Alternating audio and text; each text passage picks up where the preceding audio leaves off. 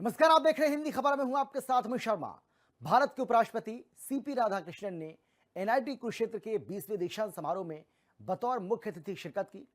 इस मौके पर हरियाणा के राज्यपाल प्रोफेसर असीम कुमार घोष और मुख्यमंत्री नायब सिंह सैनी उपस्थित रहे। कुरुक्षेत्र में आयोजित समारोह में मुख्यमंत्री नायब सिंह सैनी ने उपराष्ट्रपति और राज्यपाल का कुरुक्षेत्र की पावन भूमि पर स्वागत और अभिनंदन किया। उन्होंने कहा कि 20वें दीक्षांत समारोह में आकर गर्व की अनुभूति हो रही है। मुख्यमंत्री ने डिग्री और पदक प्राप्त करने वाले विद्यार्थियों को भी शुभकामनाएं दी।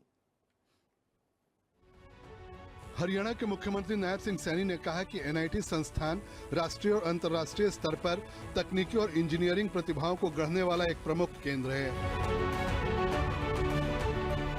यहाँ से निकले हुए छात्र विश्व के कोने कोने में अपनी मेहनत और कौशल का परचम लहरा रहे हैं। यहाँ से निकले हुए हमारे छात्र आज विश्व के कोने कोने में अपनी मेधा और कौशल का आप परचम लहराएंगे।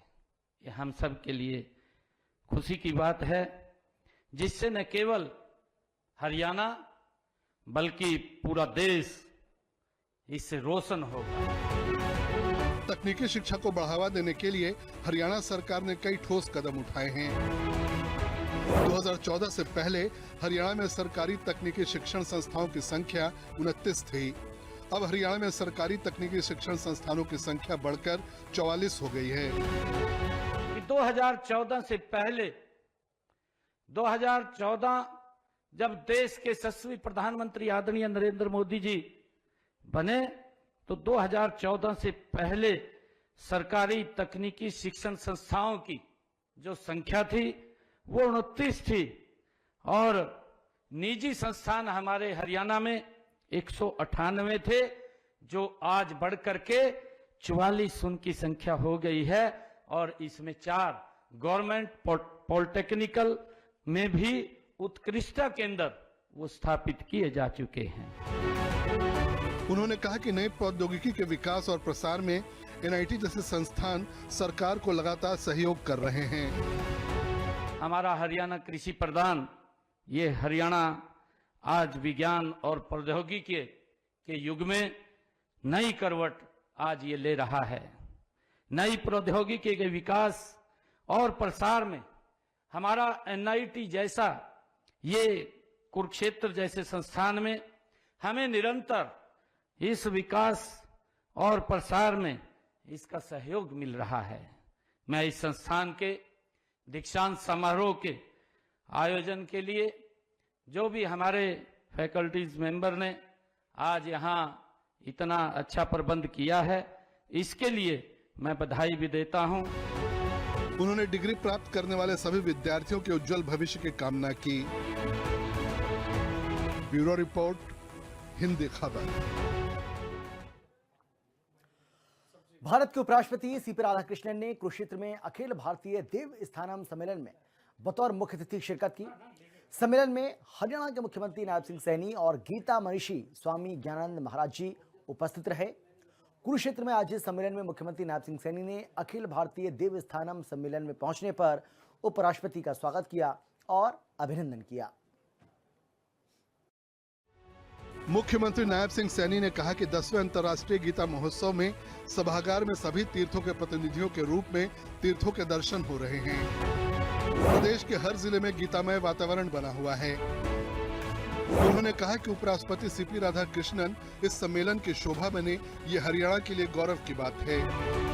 आज धर्म क्षेत्र कुरुक्षेत्र यह पावन धरा नई कई गुणा यहाँ आध्यात्मिक तरंगे से सरोबार हो रही है।